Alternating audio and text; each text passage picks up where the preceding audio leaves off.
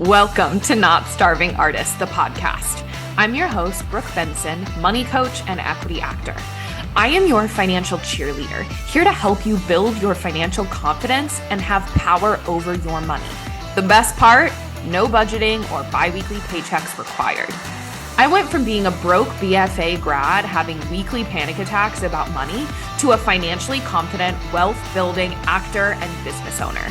Money gets to feel fun, simple, and sexy, and I am going to show you how. Hello, everyone. Welcome back to the podcast.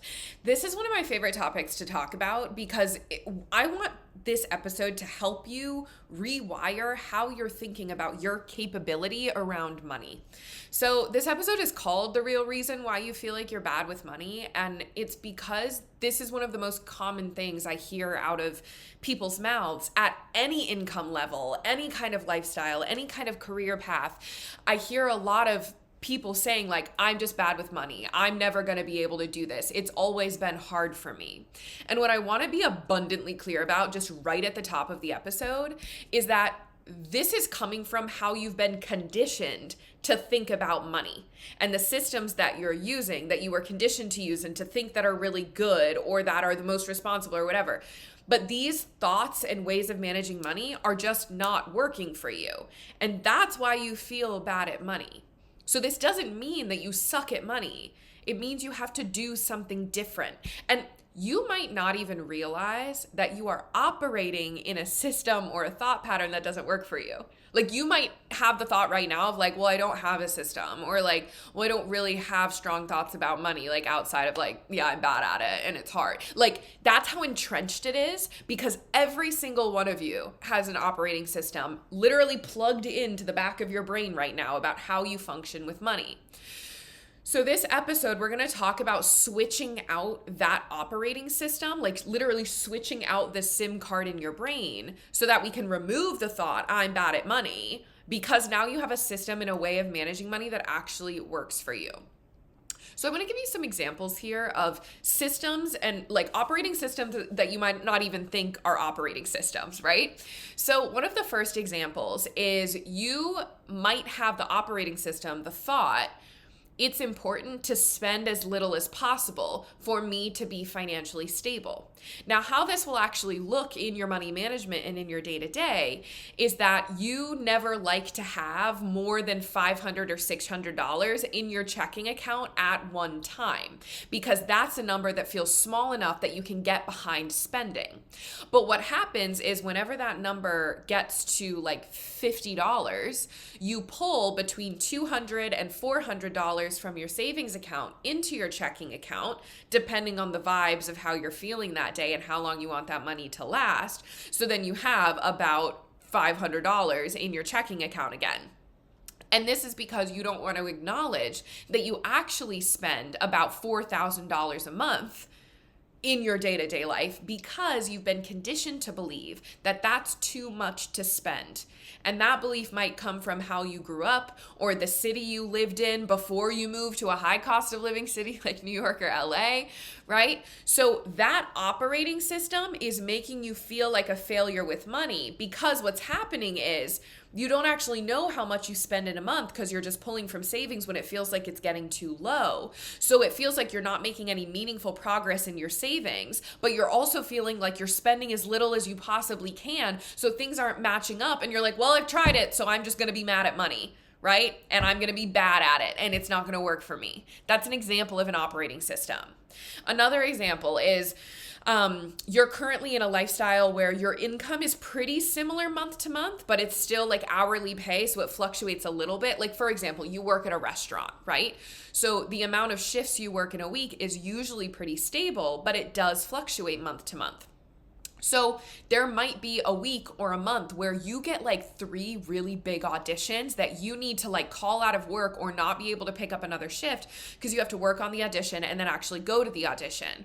Or you finally get a slot in the trade show that you have been dying to get into and it's like last minute and you have to take multiple days off of work. You have to call out or you aren't able to pick up the amount of shifts that you're used to being able to pick up. So your income for that month goes down. Meaning how you've been like percentaging out your paycheck because that's been your system, right? Of like, oh, my income's pretty consistent, so I'll spend X amount on my bills and X amount in my spending, and like it all just shakes out because I'm used to this amount every month. But then the income goes down and all of a sudden your whole system is kind of shook to its core because it's like, oh, well, now I don't have enough money and now I don't know what to do. And so now what that's doing is it's creating this secret sneaky thought of when I have artistic success, then my finances suffer, right?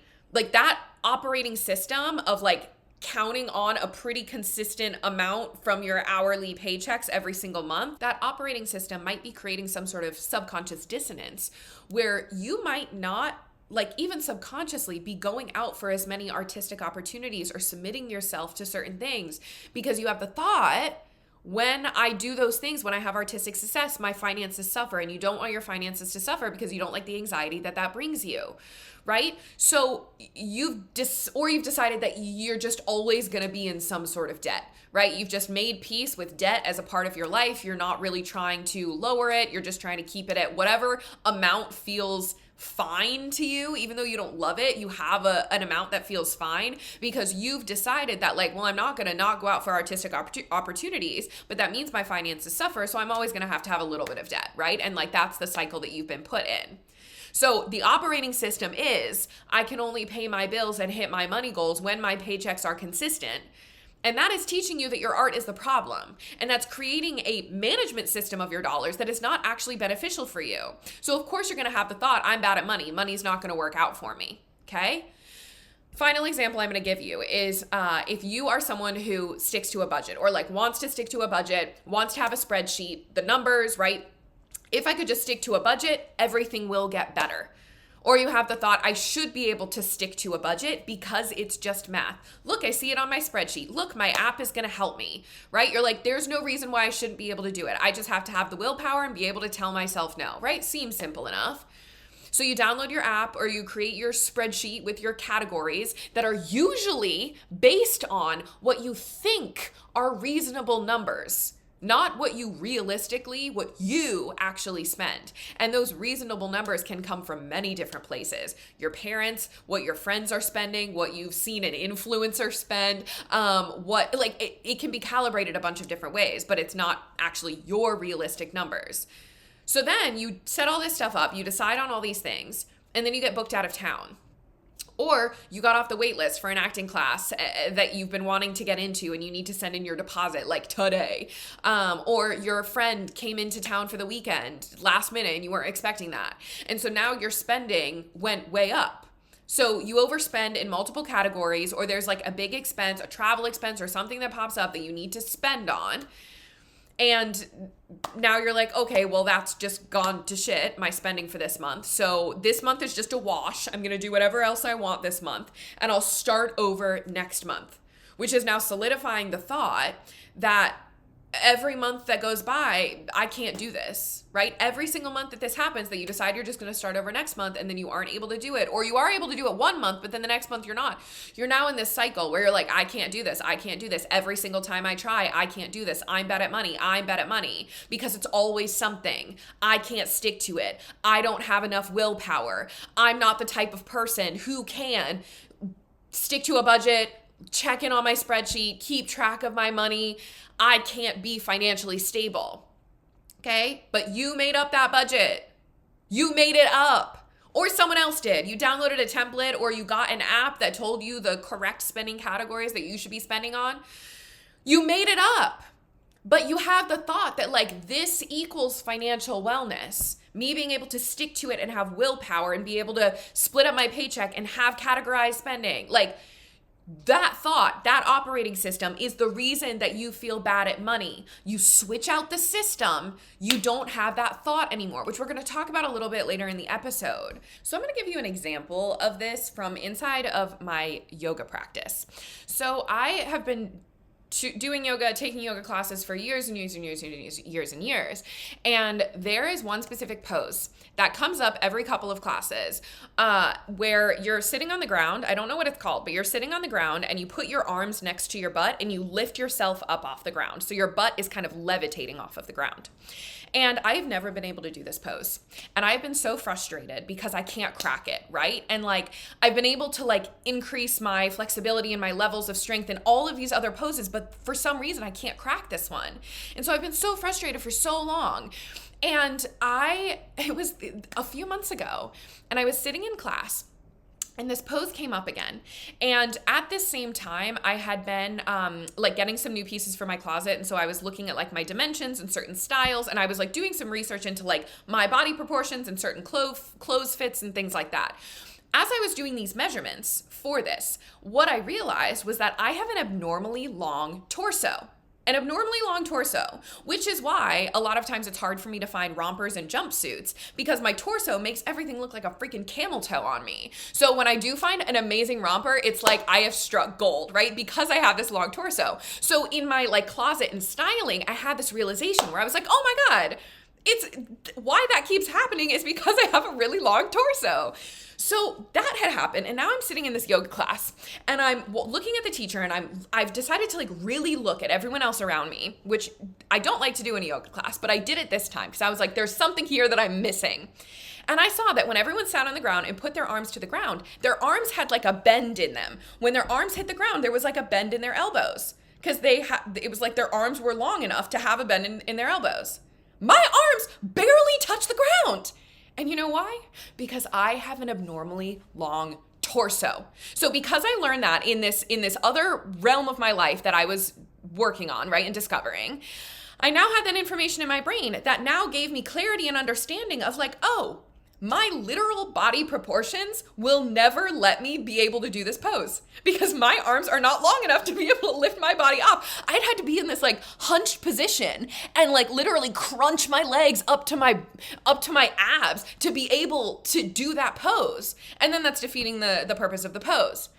So this is exactly what I'm talking about. For so long, I was feeling so frustrated and like a failure that I couldn't crack this pose, that I just wasn't trying hard enough, that I needed more strength or whatever it is, when literally there is nothing I can do about the length of my torso, right? Short arms, long torso made that pose impossible. It's not that I was bad at yoga because I couldn't do that pose. It was because that specific pose wasn't working for me. Okay? And you know what else? I had never once heard a yoga instructor or yoga teacher say, this pose might not be accessible for everyone, which I think is so interesting because there are a lot of other poses that usually instructors will say that about, right? And like, listen to your body and like, if this is not accessible, here's a variation. Never have I heard one sentence about it from this specific pose. And it's probably because this long torso, short arm combination is probably not that common, right? So these instructors and these teachers might literally never have had the thought or had the experience of like, oh, maybe this isn't accessible for everyone. So again, I just always thought it was a me problem. So the wave of relief I got when I had this realization that my dimensions are just different, so it's not about me. Oh God, it felt so good. I can release this pressure to like try and hack this pose because it's not for me. I can release it, okay? So this is how it is with money. And I wanted to say the thing about like the teacher never saying the sentence like this might not be accessible for you, because when we hear a lot of financial advice, money advice, this traditional money management stuff, it can get so ingrained in us of like, this is just how it is. You should be able to do this without ever thinking, but like maybe not for some people. But because the majority of the population, when all of this personal finance, traditional money advice started coming into the zeitgeist, to the forefront, right? It was based on people with 9-to-5 paychecks. People who were able to like do the spreadsheets and do the accounting. Like there wasn't as much of a creative industry, right? Like creatives obviously have always existed, right? But now it's part of the industry. There is a much larger portion of the population that are not on 9-to-5 paychecks, right? But when it was created, that's the basis of what it was being created from. So of course, we're not hearing a lot of narrative of like, maybe it's not going to work for you. Maybe this isn't accessible for you. Sometimes that's all you need to hear in order to have this like big breakthrough of like, oh, you're right, maybe that's not for me. So because this is how it is with money, like we are all built different, right? Just like my long torso, your money life, your entire financial life, your lifestyle might literally be built different. For example, your spending could be much higher than those of your family members because you live in a high cost of living city, or you just desire a different kind of lifestyle. You could be supporting a family member or multiple family members, okay? You might be single with no kids, but you're also paying the single tax, which is very real, right? Like as a single person, you're gonna pay more for your apartment costs than if you have a partner and you're splitting those costs for the same exact apartment. The single tax is so real. You could also be married or partnered up with 8 kids. That's a very different financial situation. Your relationship, right? If you do have a relationship, romantic or otherwise, that you're splitting finances with, the dynamics of that relationship might require different kinds of money styles and money management. Like I have one client who they split all of the bills 50-50 because in their relationship dynamic, that is super important to them. I have another couple that I was working with where they did like proportional finances. They had joined pretty much everything and like how they contributed to their savings and to the different checking accounts. They also had a kid. So they joined everything, but they had different ways of how they were contributing to each of the accounts because again, that was what their relationship dynamic and lifestyle required of it. There's another another client that has a partner where in their relationship dynamic, they've decided that it's important for one of them to be the one who supports in all of the rent and the bills and the tactical, like those sorts of money, those sorts of expenditures. And the other person is going to do all the travel and the fun, right? Because that's best for their relationship dynamic. There's no right way to do money as a couple. It depends on how you function as a couple, and then you get to build your money system around that, okay? You might have a job that requires upfront spending before you get a payout. So I see this with a lot of freelancers who they have to do like the upfront spending and the work before the invoice gets paid. Sometimes with travel costs, right? I was working with a couple of makeup artists, right, who have a lot of those upfront costs. Like I have to book my own flights there before I get the payment, or I have to make sure my kit is full. I have to like do these upfront costs before then I get the paycheck. You might be nomadic with no consistent housing costs. I had a client who was moving around a lot this summer, right? And her bills weren't consistent. You might have the desire to leave generational wealth for your kids and their kids, and you have this desire to like have that lineage be able to enjoy the fruits of your labor. Or you might decide that you want to die with zero. You just want to soak it up, baby. Die with zero, which means like you save up for your retired life, you become work optional, and you spend that money and you die pretty much with nothing left in your bank account, right? That's what die with zero is. You might be the type of person that wants to leave a legacy with like the business you've built or the people you've impacted or the kind of impact you've had on this world. Or you might just be the type of person who's like, I don't give a fuck about leaving a legacy. I want to soak up the joy in every single moment because once I'm dead, I'm dead. It doesn't matter to me. And every single one of these things that I have laid out is so valid. And there is nothing wrong with any of these options, lifestyles, desires, goals. Everything is valid, okay? But just within all of that, how on earth could one type of money management system be able to serve every single type of person that I have just lined out in all of those examples? It doesn't work like that, right? We are all nuanced human beings that need nuanced ways of managing our money. So again, if you feel like you're bad at money, you're not. You're just managing it the wrong way, and you've got thoughts that are from an old operating system, a conditioned operating system. So this is about you crafting a financial practice that works for you. To give up all the thoughts about what you should be able to do if you just had enough willpower, if you were just able to tell yourself no, if you were just able to sit down and focus, right? the ideas about financial wellness that you got from your parents who work in corporate, or even if your parents have the same exact career path as you, they grew up in a very different economic landscape, right? They grew up in a very different country than we are living in right now, okay? You might have, you need to give up the thoughts about what other people in other industries are able to do because your industry is so different. And so you just can't know. We're releasing all of that. Okay, so there's two elements here to the operating system that you need to release, and then plug in that different SIM card, why am I thinking of a Game Boy or a Nintendo DS with the cartridges where you plug in the different cartridge to play the different game? I want to think about which cartridge do you want to plug in, right? Do you want Pokemon Emerald, or do you want Donkey Kong? Oh, I don't know any of the Donkey Kong games. Mario Party, right? Which one do you want to play? Crash Nitro Kart. Those are basically the main three that I played. So here's the thing. The money flow method, if you've heard me talk about that before, this is the main money strategy that I teach, the practical solution to managing your dollars that I teach inside of my course and to all of my private clients.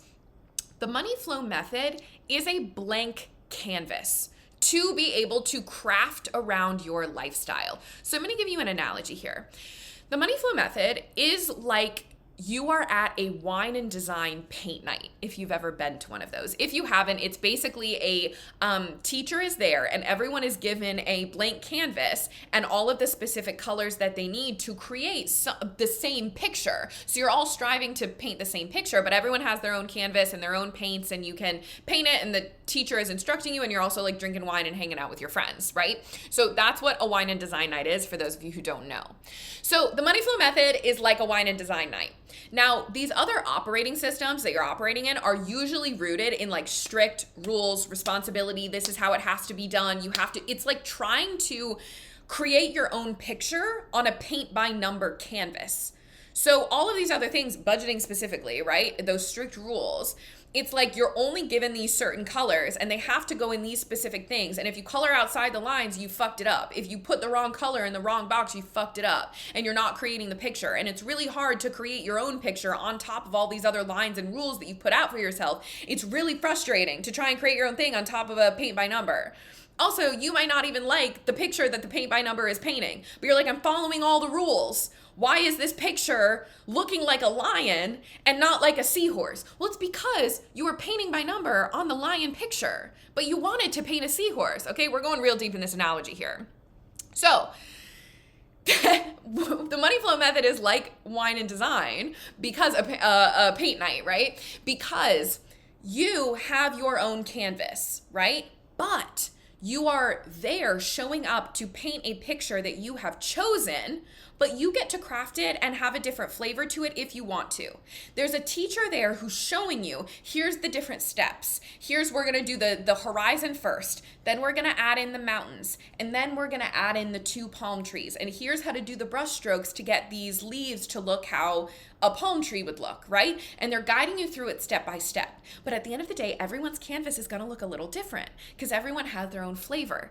And you can also choose to paint something a little differently. You could choose to put in 3 palm trees rather than just the 2.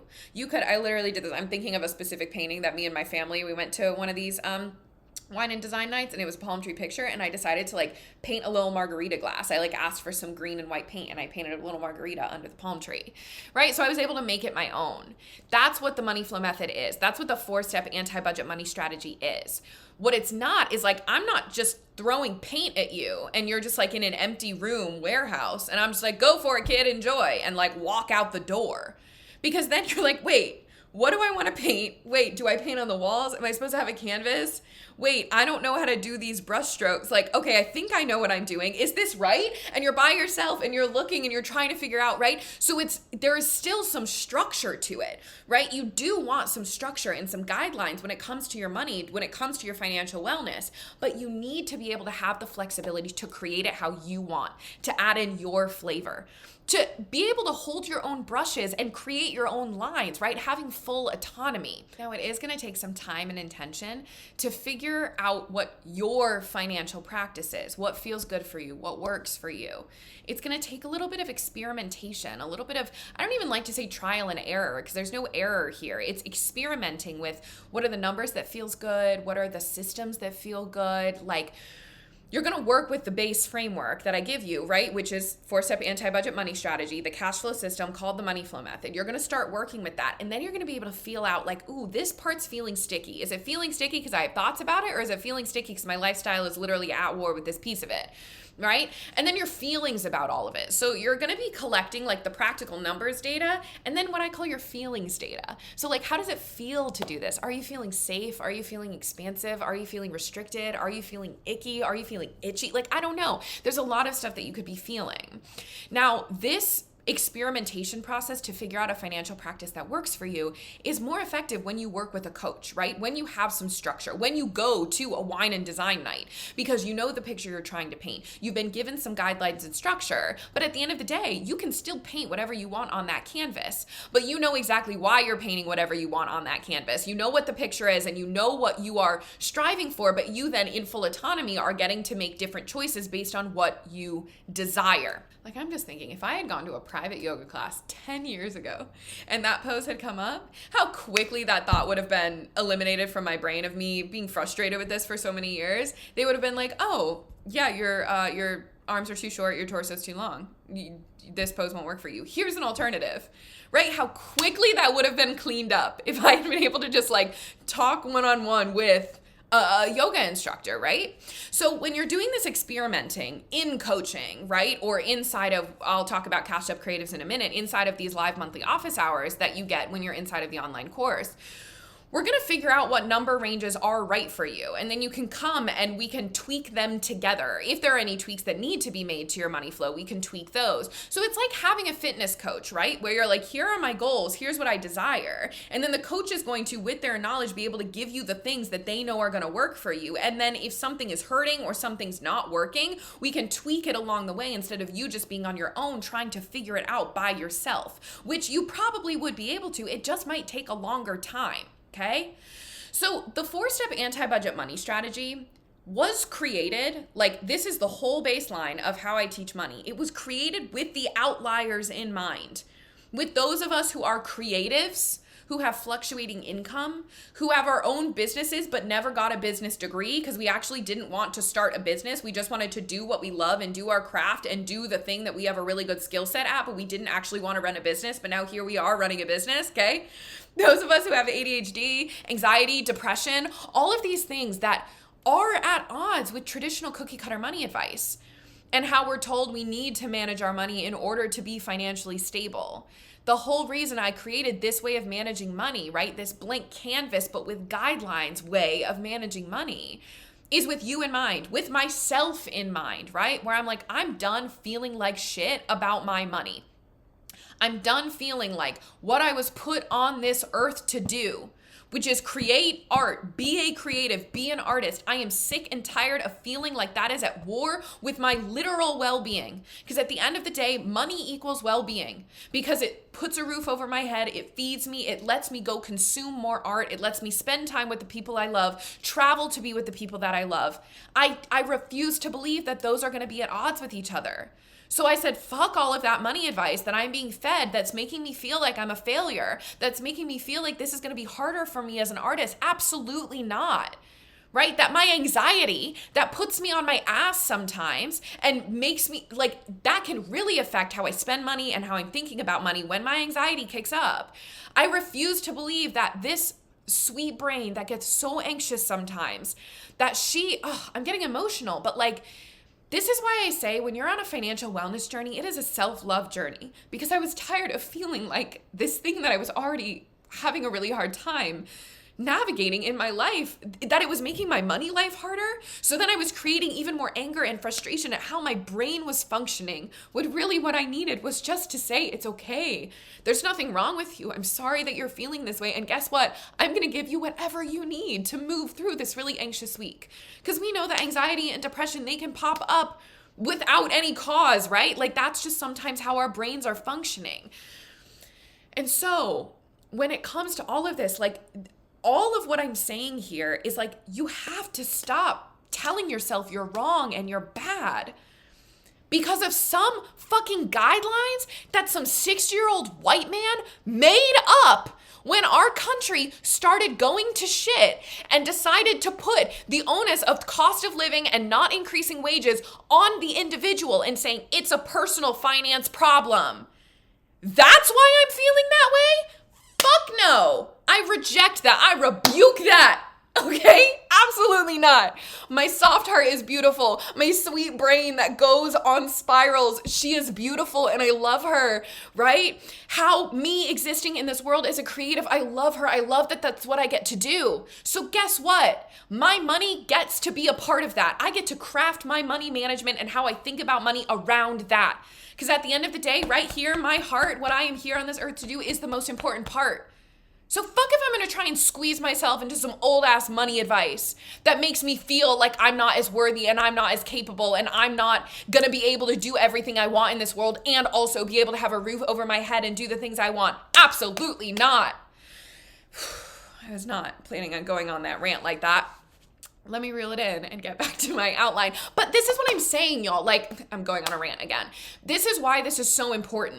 Because if there is any thought in your brain that you are bad at money, that is conditioned. You are not bad at money. You can come learn how to change your relationship with money and finally have a way of managing it that feels simple and sustainable and works with your lifestyle inside of Cashed Up Creatives. That is what it is built for. Okay, it's my online course. The video portal is going to teach you the 4-step anti-budget money strategy. It's going to teach you how to create a cash flow system that works for fluctuating income, that allows you to spend without like budgeting categories and tracking your spending every day. It's going to give you so much clarity and so much ease, and it's only going to take 1 hour a month to manage. That's the practical side of what I teach you, okay?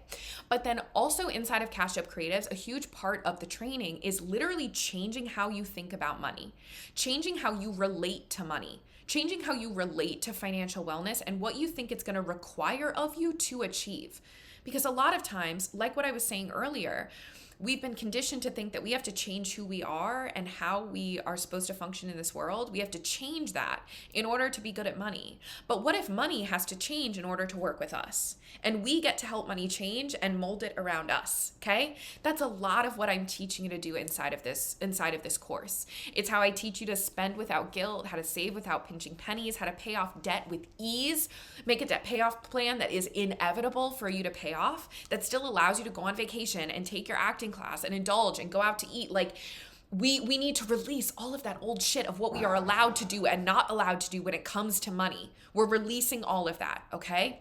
And what I think is personally the best part of Cashed Up Creatives is that right now I am hosting live monthly office hours for anyone who is inside the course. Okay, so every single month you can come and get your questions answered and get coached by me through June of 2026. So I've extended, I was only going to do it for the rest of 2025 initially, but I have so loved being able to support the people inside of this course in this way that I'm extending these live office hours that are free. They are a bonus for anyone who joins right now through June of 2026. So the first half of next year.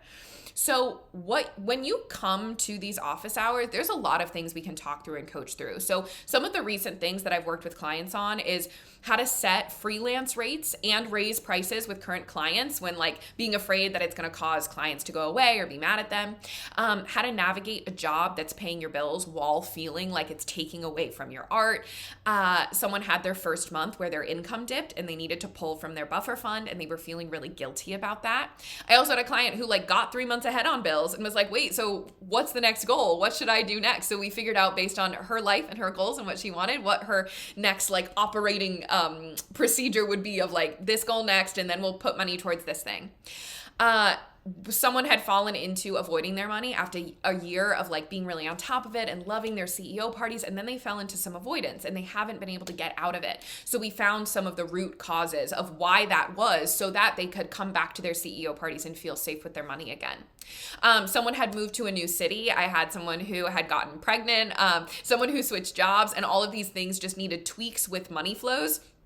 and numbers to adjust for the new lifestyle. So there's so many things, tactical and mental, that we can talk through in these office hours calls. So this is that monthly check-in point where it keeps you accountable. So there's so many things we can work through and talk through and get answered for you and coach you through in these office hours. And this course, you're gonna have lifetime access to all of the video trainings. So all of the videos, all of that stuff is there to support you forever and ever, amen, okay? Here's the thing. This course is only $247. And you get the portal for life, and you get all of these monthly live office hours with me. So the earlier you join, the more you're actually gonna get in this course, because you're gonna get more of those live monthly office hours, that access to me. So the other thing about so it's $247, but I think if you pay through PayPal, you can also put yourself on a payment plan. So that option is available to you as well. So this is such a great gift that you can give yourself right as we're heading into the holiday season. Because I think we all get this like new year, new me energy in January, and we kind of like say fuck it throughout December. But it's like, what if you could just start making sustainable change that does not suck your fun throughout the holidays, and be able to feel good about your bank accounts in January, and then also be able to be supported and prepared for tax time, so that tax season does not feel stressful this next year. Like, if you ever had a non-stressful tax season, you can have that this year, right? So like, come start getting coached, come start working through the video training portal, and you can literally revamp your relationship with money before 2026, right? You have so much time to do so before we hit that new year. And if you know that you're someone who wants more accountability, you want weekly check-ins, you know that you want a deeper dive, like a longer amount of time in order to be able to really get into these mindset blocks that you've been struggling with.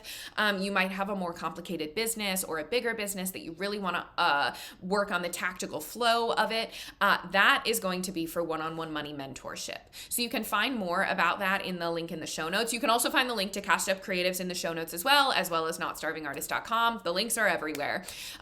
So if you want one-on-one money mentorship, I do have slots that are coming available. So you can click that link and book your sales call with me. Sales calls are free. We work through all of your goals, your desires, where you're stuck, what you're wanting, and I'm going to line out a plan for you of what we would work on together and what you can expect to accomplish within our first 3 months together, so that you know exactly what you're signing up for and we can get a feel out for each other. You can make sure that you are ready to work with me and that we are a good fit. So that link is in the show notes as well. So how I want to end this episode is just to remind you again, you are not bad at money. You are so capable and worthy of being good at money, and your career path and your lifestyle that your heart is called to cannot be at war with your finances. It is energetically impossible for that to be true, for you to be here, to be doing a certain thing, to feel called to a certain thing, and also then that means that you're going to have to struggle financially for the rest of your life. Absolutely not. That can't be true. Okay? So we start with how you want to live your life, and we're going to craft your money systems around that. Have a wonderful rest of your week. Thanks so much for tuning in. Come join me on Instagram for more on how to build a simple, sexy relationship with your money. My Instagram handle is @notstarvingartists. And if you want to dive deeper with me, head to the show notes to learn more about one-on-one coaching. If you love this episode, subscribe, leave a review, and share it with a friend that you want to get rich with.